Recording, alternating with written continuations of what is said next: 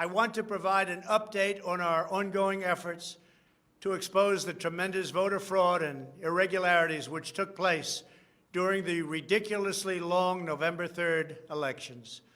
We used to have what was called Election Day. Now we have election days, weeks and months, and lots of bad things happened during this ridiculous period of time, especially when you have to prove almost nothing to exercise our greatest privilege, the right to vote. As president, I have no higher duty than to defend the laws and the Constitution of the United States. That is why I am determined to protect our election system, which is now under coordinated assault and siege. For months leading up to the presidential election, we were warned that we should not declare a premature victory. We were told repeatedly that it would take weeks, if not months, to determine the winner, to count the absentee ballots, and to verify the results. My opponent was told to stay away from the election. Don't campaign. We don't need you. We've got it. This election is done. In fact, they were acting like they already knew what the outcome was going to be. They had it covered, and perhaps they did, very sadly for our country. It was all very, very strange. Within days after the election, we witnessed an orchestrated effort to anoint a winner, even while many key states were still being counted. The constitutional process must be allowed to continue. We are going to defend the honesty of the vote by ensuring that every legal ballot is counted and that no illegal ballot is counted. This is not just about honoring the votes of 74 million Americans who voted for me. It's about ensuring that Americans can have faith in this election and in all future elections. Today, I will detail some of the shocking irregularities, abuses, and fraud that have been revealed in recent weeks. But before laying out just a small portion of the evidence we have uncovered, and we have so much evidence, I want to explain the corrupt mail-in balloting scheme that Democrats systematically put into place that allowed voting to be altered, especially in swing states, which they had to win. They just didn't know that it was going to be that tough because we were leading in every swing state by so much, far greater than they ever thought possible. While it has long been understood that the Democrat political machine engages in voter fraud from Detroit to Philadelphia to Milwaukee, Atlanta, so many other places. What changed this year was the Democrat Party's relentless push to print and mail out tens of millions of ballots sent to unknown recipients with virtually no safeguards of any kind. This allowed fraud and abuse to occur on a scale never seen before. Using the pandemic as a pretext, Democrat politicians and judges drastically changed election procedures just months and in some cases weeks before the election on the 3rd of November. Very rarely were legislatures involved, and constitutionally they had to be involved. But very, very rarely, and you'll see that as we continue to file our suits, it's constitutionally absolutely incorrect what took place, even from a legal standpoint. Many states, such as Nevada and California, sent millions of live ballots to every person on their voter rolls, whether those individuals had requested ballots or not, whether they were dead or alive. They got ballots. Other states, such as Minnesota, Michigan, and Wisconsin, instituted universal absentee balloting right in the middle of an election year, sending absentee ballot request forms to all voters on all rolls. It didn't matter who they were. This colossal expansion of mail-in voting opened the floodgates to massive fraud. It's a widely known fact that the voting rolls are packed with people who are not lawfully eligible to vote, including those who are deceased, have moved out of their state, and even are non-citizens of our country. Beyond this, the records are riddled with errors, wrong addresses, duplicate entries, and many other issues. This is not disputed. It has never been disputed. Dozens of counties in the key swing states have more registered voters on the rolls than they have voting-age citizens, including 67 counties in Michigan. All of this is evidence. In Wisconsin, the state's Board of Elections could not confirm the residency of more than 100,000 people, but repeatedly refused to remove those names from its voter rolls before the election. They knew why, nobody else did. I knew why. They're illegal voters. It is a travesty that in the year 2020, we do not have any means of verifying the eligibility of those who cast ballots in an election, and such an important election it is, or determining who they are, whether they live in the state, or whether they are even American citizens. We have no idea. We have in all swing states major infractions or outright fraud, which is far more in numbers or votes than we need to overturn the results of a state. In other words, in Wisconsin, as an example, where we were way up on election night, they ultimately had us miraculously losing by 20,000 votes. And I can show you right here that Wisconsin, we're leading by a lot. And then at 3:42 in the morning, there was this. It was a massive dump of votes. Mostly Biden, almost all Biden. And to this day, everyone's trying to figure out, where did it come from? But I went from leading by a lot to losing by a little. And that's right here. That's at 3:42 in the morning. That's Wisconsin. A terrible thing. Terrible, terrible thing. But we will have far more, many times more, than the 20,000 votes needed to overturn the state. If we are right about the fraud, Joe Biden can't be president. We're talking about hundreds of thousands of votes. We're talking about numbers like nobody has ever seen before. Just as an example, in certain states, we'll be down by, let's say, 7,000 votes.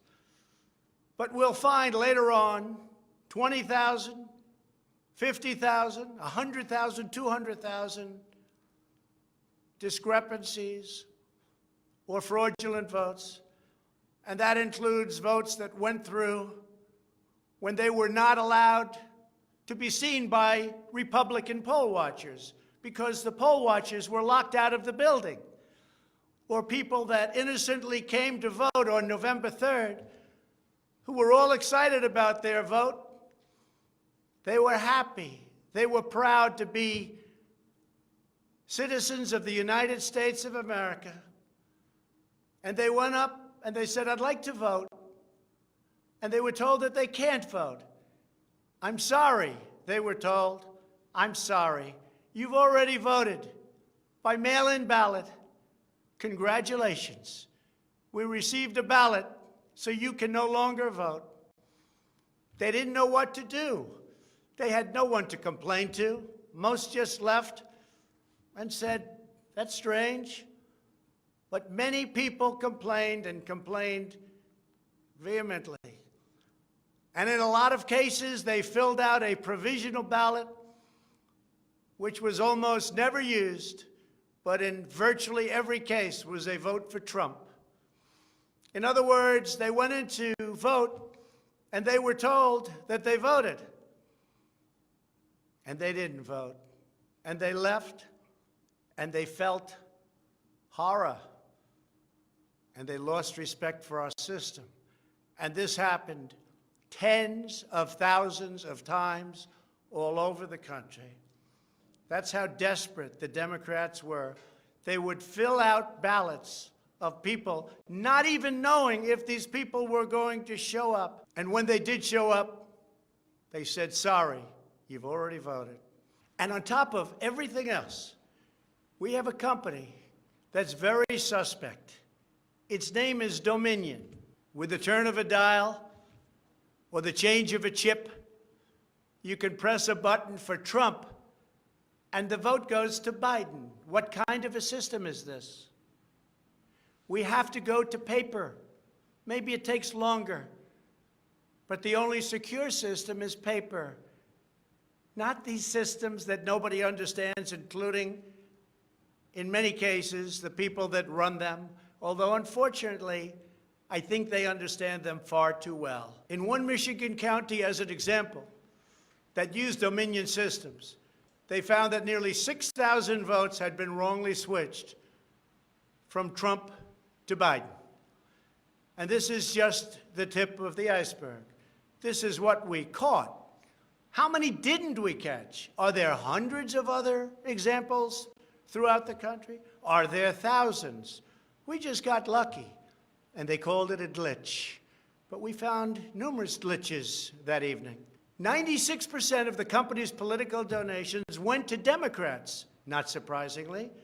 And frankly, when you look at who's running the company, who's in charge, who owns it, which we don't know, where are the votes counted, which we think are counted in foreign countries, not in the United States, Dominion is a disaster. Election authorities in Texas have repeatedly blocked the deployment of Dominion systems due to concerns about security vulnerabilities and the potential for errors and outright fraud.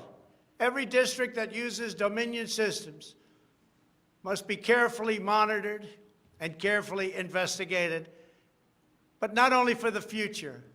Right now, we're worried about the present and what went on with an election that we won without question. Under my lead, the Republicans won almost every state house in the United States, which they weren't expected to do. We won up to 16 seats in the House. The numbers are still being tabulated because there are 9 seats that nobody really knows. They don't know. They're still, 2 weeks later, still under consideration because it's a mess. Republicans were supposed to lose many seats, and instead they won those seats in the House. And a very important election that's coming up will determine whether or not we hold the Senate. David Perdue and Kelly Loeffler are 2 tremendous people. Unfortunately, in Georgia, they're using the same horrible Dominion system. And it's already been out that hundreds of thousands, think of it, hundreds of thousands of absentee ballots have been requested. You check it out, who's requesting those ballots. The difference is it's one state, and we will have our eyes on it like nobody's ever watched anything before, because we have to win those 2 Senate seats. The tremendous success we had in the House of Representatives and the tremendous success we've had so far in the Senate, unexpected success all over the country and right here in Washington. It is statistically impossible that the person, me, that led the charge lost. The greatest pollsters, the real pollsters, not the ones that had us down 17 points in Wisconsin when we actually won, or the ones that had us down 4 or 5 points in Florida and we won by many points, or had us even and down in Texas and we won by a lot. Not those pollsters, but real pollsters, pollsters that are fair and honest, said we can't understand a thing like this. It's never happened before. You led the country to victory, and you were the only one that was lost. It's not possible. The Speaker of the House of a certain state said, "Sir, I expected to lose my seat, and instead, because of you and because of that incredible charge and all of those rallies, we had a tremendous victory, and everybody knows it. You were much more popular than me, sir, except I got many more votes than you did. And it's impossible that that happened. There is something wrong. I'll tell you what's wrong. Voter fraud. Here's an example. This is Michigan. At 6:31 in the morning, a vote dump of 149,772 votes came in unexpectedly. We were winning by a lot. That batch was received in horror. Nobody knows anything about it. By the way, there's your line. This is one of many. Here's what is normal. And all of a sudden, look at that. This is normal, normal. Look, even here, normal. And then boom, all of a sudden, I go from winning by a lot to losing a tight race. It's corrupt. Detroit is corrupt. I have a lot of friends in Detroit. They know it. But Detroit is totally corrupt. Look at this. Look at this. That's at 6:31 in the morning. Unexpectedly came in.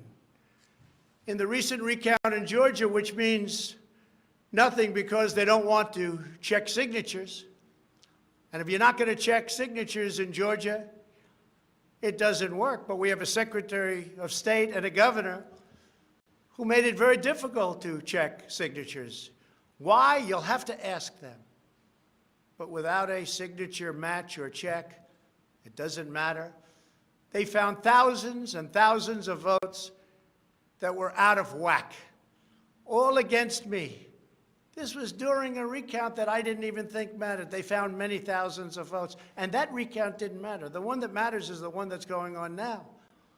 That because of the fact it's so close, they had to, by law, give another recount. But the recount has to be a recount where they check the signatures. Otherwise, they're just checking the same dishonest thing. It won't matter. In this case, the signatures on envelopes are the only thing that is relevant. We will compare the signature on the envelope to the signatures from past elections, and we will find that many thousands of people signed these ballots illegally. The Democrats had this election rigged right from the beginning. They used the pandemic, sometimes referred to as the China virus, where it originated, as an excuse to mail out tens of millions of ballots, which ultimately led to a big part of the fraud, a fraud that the whole world is watching. And there is no one happier right now than China. Many people received 2, 3, and 4 ballots. They were sent to dead people by the thousands. In fact, dead people, and we have many examples, filled out ballots, made applications, and then voted, which is even worse. In other words, dead people went through a process. Some have been dead for 25 years. Millions of votes were cast illegally in the swing states alone. And if that's the case, the results of the individual swing states must be overturned, and overturned immediately. Some people say that's too far out. That's too harsh. Well, does that mean we take a president, and we've just elected a president, where the votes were fraudulent? No, it means you have to turn over the election. And everybody knows, without going much further, and they've seen the evidence, but they don't want to talk about it, what a disaster this election was. A total catastrophe. But we're going to show it, and hopefully the courts, in particular, the Supreme Court of the United States, will see it. And respectfully, hopefully they will do what's right for our country. Because our country cannot live with this kind of an election. We could say, let's go on to the next one. But no, we have to look also at our past. We can't let this happen. Maybe you'll have a revote, but I don't think that's appropriate. When those votes are corrupt, when they're irregular, when they get caught, they're terminated. And I very easily win. In all states, I very easily win these swing states. Just like I won them at 10 o'clock in the evening of the election. So we're not looking to show you 25 faulty or fraudulent votes, which don't mean anything because it doesn't overturn the state, or 50 or 100. We're showing you hundreds of thousands, far more than we need, far more than the margin, far more than the law requires. We can show many times what is necessary to win the state. The media knows this, but they don't want to report it. In fact, they outright refuse to even cover it because they know the result if they do. Even what I'm saying now will be demeaned and disparaged, but that's okay. I just keep on going forward because I'm representing 74 million people, and in fact, I'm also representing all of the people that didn't vote for me. The mail-in voting scam is the latest part of their 4-year effort to overturn the results of the 2016 election, and it's been like living in hell. Our opponents have proven many times, again and again, that they will say and do anything to get back into power. The corrupt forces who are registering dead voters and stuffing ballot boxes are the same people who have perpetrated one phony and fraudulent hoax after another. You've been watching it now for 4 years. These entrenched interests oppose our movement because we put America first. They don't put America first. And we're returning power to you, the American people. They don't want America first. They only want power for themselves. They want to make money. That's why they don't want me as your president. I've been investigated from soon after I announced I was running for president, when I immediately went to #1 in the Republican primary polls. The investigations never stopped. They went on for 4 years. And I won them all. I beat them all. Russia, Russia, Russia.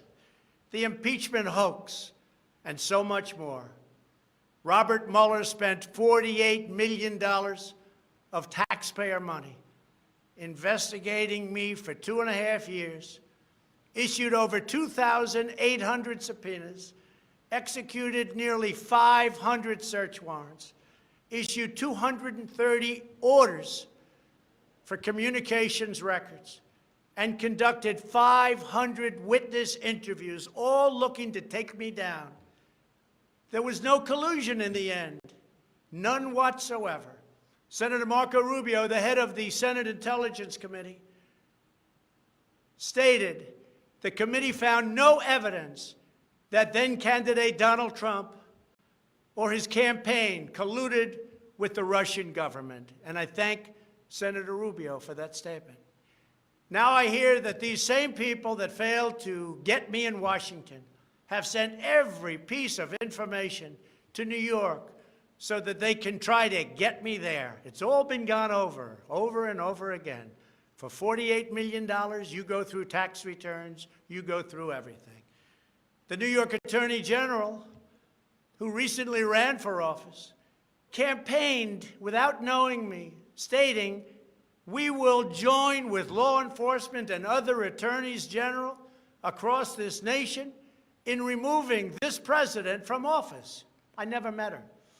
It's important that everybody understand, she said, that the days of Donald Trump are coming to an end. And all it's been is a big investigation in Washington and New York and any place else that can investigate, because that's what they want to do.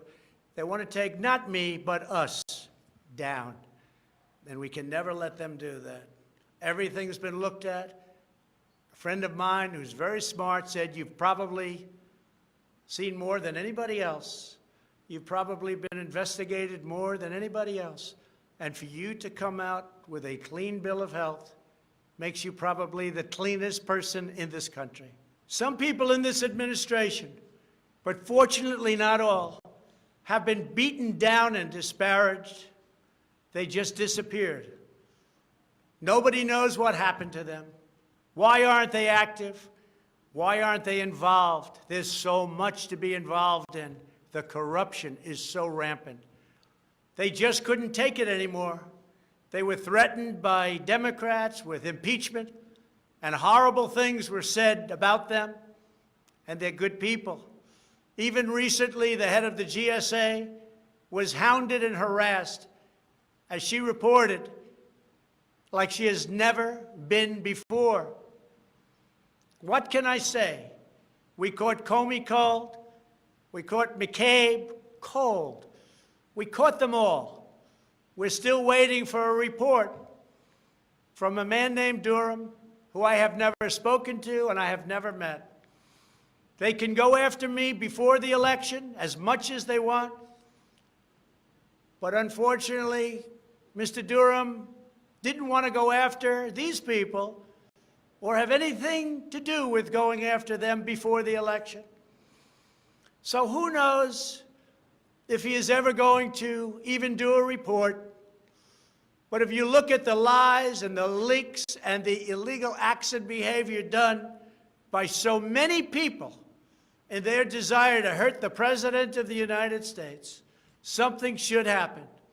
The hardest thing I have to do is explain why nothing is happening with all of these people that got caught spying on my campaign. It's never happened before, and it should never happen again to a president of the United States.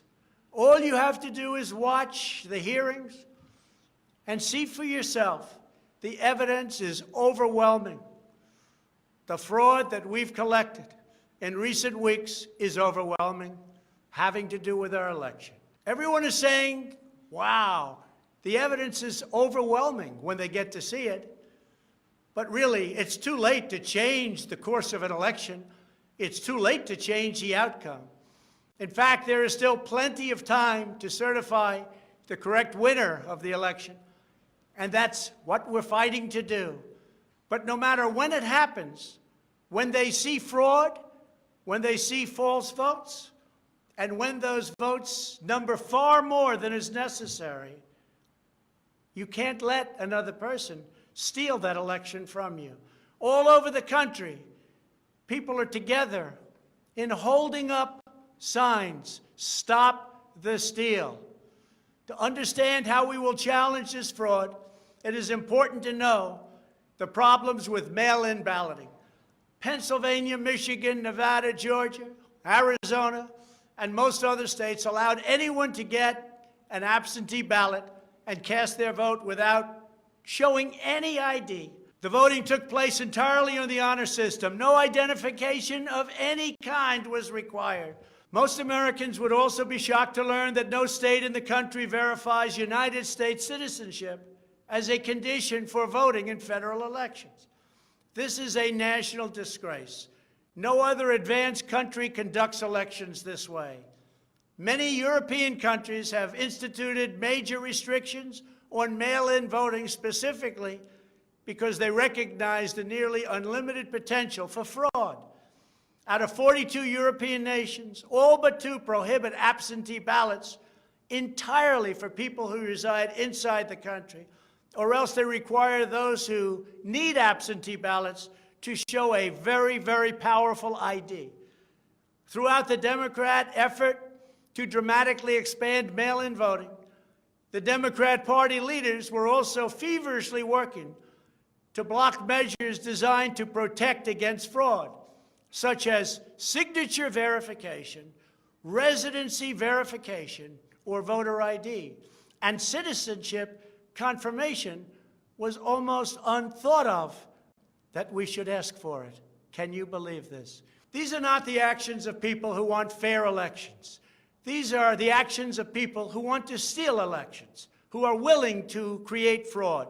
The only conceivable reason why you would block common sense measures to verify legal eligibility for voting is you are trying to encourage, enable, solicit, or carry out fraud. It is important for Americans to understand that these destructive changes to our election laws were not a necessary response to the pandemic. The pandemic simply gave the Democrats an excuse to do what they have been trying to do for many, many years. In fact, the very first bill that House Democrats introduced when Nancy Pelosi became Speaker was an attempt to mandate universal mail-in voting and eliminate measures such as voter ID, which is so necessary.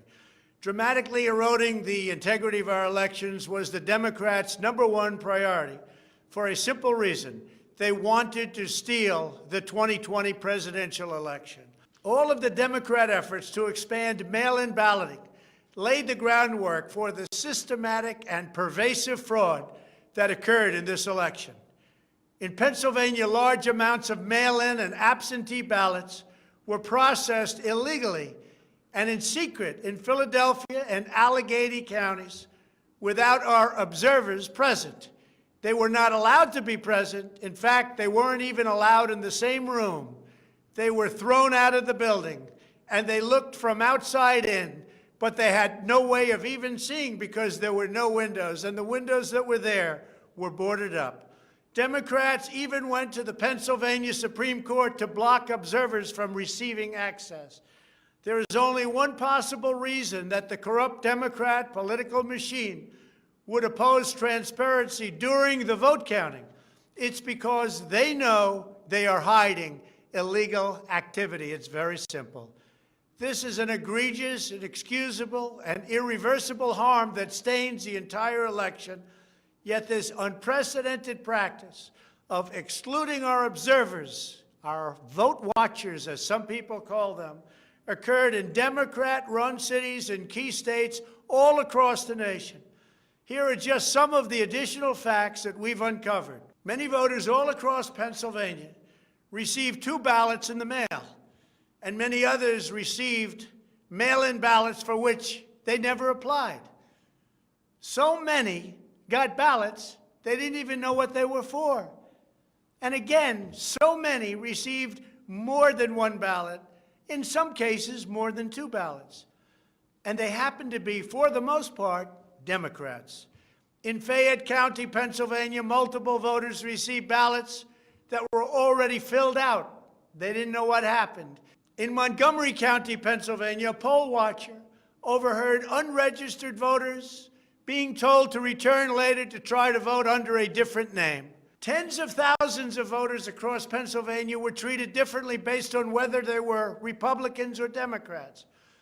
Voters who submitted flawed ballots in some Democrat precincts were notified and asked to fix their ballots, while Republican precincts, and in particular Republican voters, were not so notified, which plainly violates the Equal Protection Clause of the United States Constitution. If you are a Democrat, we're going to fix up your ballot, make sure it's perfect. If you are a Republican, don't even talk about it. In Michigan, a career employee of the city of Detroit witnessed city workers coaching voters to vote straight Democrat while accompanying them to watch who they were voting for, violating the law and the sanctity of the secret ballot. You can't do that. The same worker says she was instructed not to ask for any ID and not to attempt to validate any signatures. She was also told to illegally backdate ballots, many, many ballots, received after the deadline. This is something that is so unconstitutional. And she estimates that thousands and thousands of ballots were improperly backdated by her and many others. Other witnesses in Detroit also saw election officials counting batches of the same ballots many times, as well as illegally duplicating ballots. One observer testified to seeing boxes and boxes of ballots, all bearing the same signature. Another observer in Detroit gave sworn testimony that he saw countless invalid ballots that did not belong to properly registered voters, and then witnessed election workers in Wayne County entering fake birth dates into the system in order to illegally count them. Witnesses have signed sworn affidavits. In other words, you go to jail if you lie, testifying that after election officials announced the last absentee votes had been received, a batch of tens of thousands of ballots arrived, many without envelopes, all voting for Democrats. In Wisconsin, a record number of voters were categorized as indefinitely confined, a status reserved for severely disabled individuals, also for the elderly, that allow them to vote without showing ID. Last year, approximately 70,000 people claimed this status statewide. This year, the number miraculously was nearly 250,000 voters after election officials in Milwaukee and Dane counties, a couple of the most corrupt political places in our country, urged citizens to improperly register under this status. And register they did in levels that don't exist. In Wisconsin, there are approximately 70,000 absentee ballots that do not have matching ballot applications as required by law. In Georgia, 9 observers have testified to seeing countless irregular ballots without the creases or typical markings indicating that the ballots did not arrive in envelopes as required. A poll watcher in Fulton County estimated that approximately 98% of the large number of unusually pristine ballots that she witnessed were for Biden, a highly unusual number. In addition, thousands of uncounted ballots were discovered in Floyd, Fayette, and Walton counties weeks after the election, and these ballots were mostly from Trump voters. They weren't counted. They were from Trump voters. In Detroit, everybody saw the tremendous conflict and the horrible way that the 2 Republican canvassers were treated, so horribly, because they wouldn't vote when they saw that 71% of the precincts didn't balance. And also, there were more votes than there were voters. Think of that. You had more votes than you had voters. That's an easy one to figure, and it's by the thousands. In Arizona, in-person voters whose ballots produced error messages from tabulation machines were told to press a button that resulted in their votes not being counted.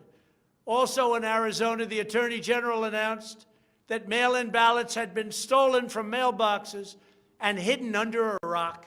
In Clark County, Nevada, where most of the state's voters reside, the standards for matching a signature using the signature verification machine were intentionally lowered to allow large numbers of ballots to be counted that otherwise would never have passed muster.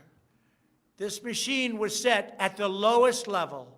According to one report, in order to test the process, 9 voters in Clark County cast ballots with intentionally incorrect signatures, and 8 of the 9 ballots were accepted and counted. They said you could sign your name as Santa Claus, and it would be accepted. Last week, the Clark County Commission threw out the results of a local election after the registrar reported finding, quote, discrepancies that we can't explain.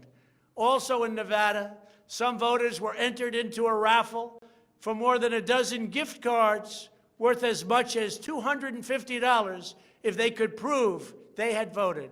This took place on Indian reservations. One of the most significant indications of widespread fraud is the extraordinarily low rejection rates for mail-in ballots in many key states. These are the states that I had to win.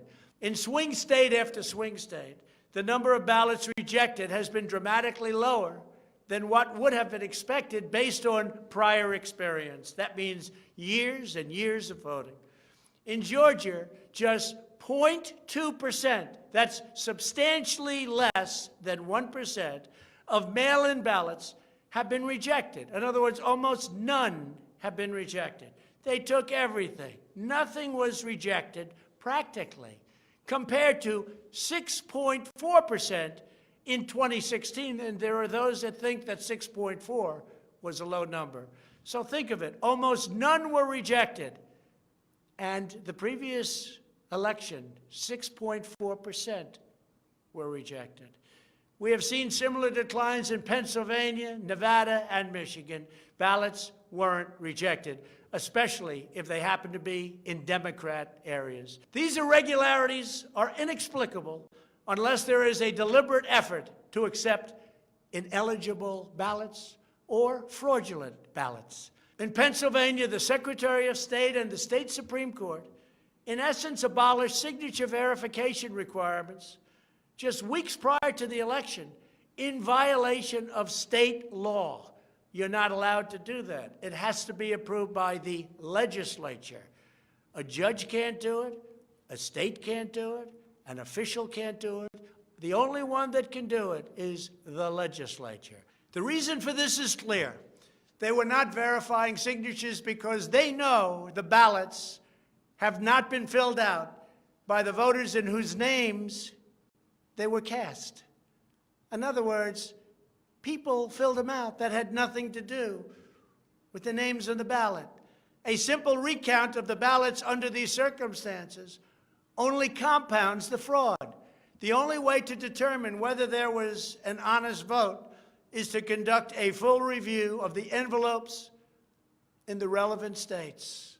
You will find that many of them, tens of thousands, have fraudulent signatures. A full forensic audit is required to ensure that only legal ballots from lawfully registered voters that were properly cast are included in the final count. This election is about great voter fraud, fraud that has never been seen like this before. It's about poll watchers who were not allowed to watch. So illegal. It's about ballots that poured in, and nobody but a few knew where they came from, but they were counted, and they weren't for me. It's about big leads on election night, tremendous leads, leads where I was being congratulated for a decisive, easy victory, and all of a sudden, by morning or a couple of days later, those leads rapidly evaporated. It's about numbers of ballots that were sent that nobody knew where they came from. It's about machinery that was defective, machinery that was stopped during certain parts of the evening, miraculously to open with more votes. It was about many other things, but above all, it was about fraud. This election was rigged. Everybody knows it. I don't mind if I lose an election, but I want to lose an election fair and square. What I don't want to do is have it stolen from the American people. That's what we're fighting for, and we have no choice to be doing that.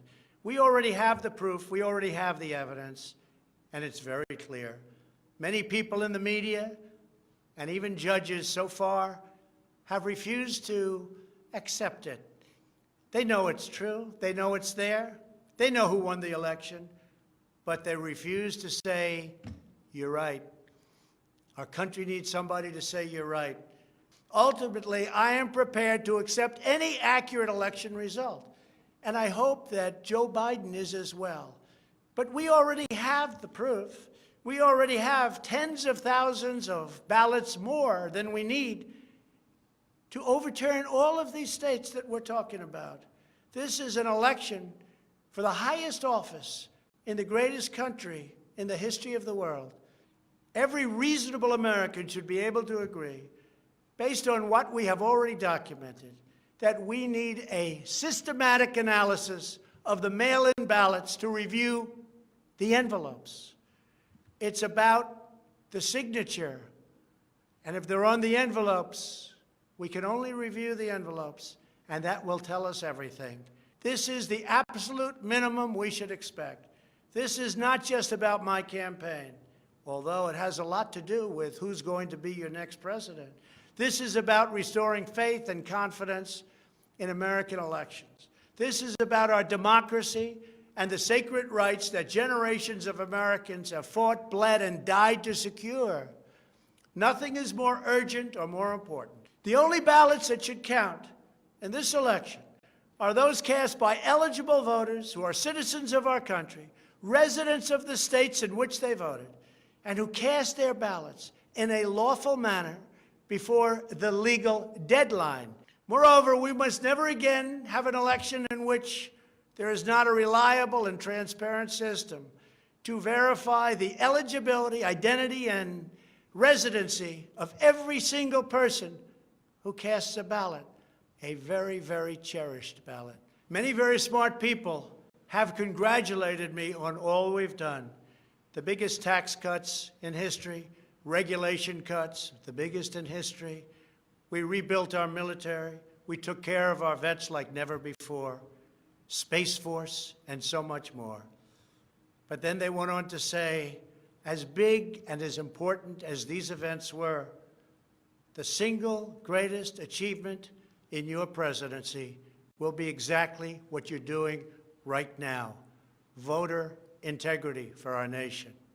It's more important than any of the things that we discussed. If we don't root out the fraud, the tremendous and horrible fraud that's taken place in our 2020 election, we don't have a country anymore. So with the resolve and support of the American people, we will restore honesty and integrity to our elections, and we will restore trust in our system of government. Thank you, God bless you, and God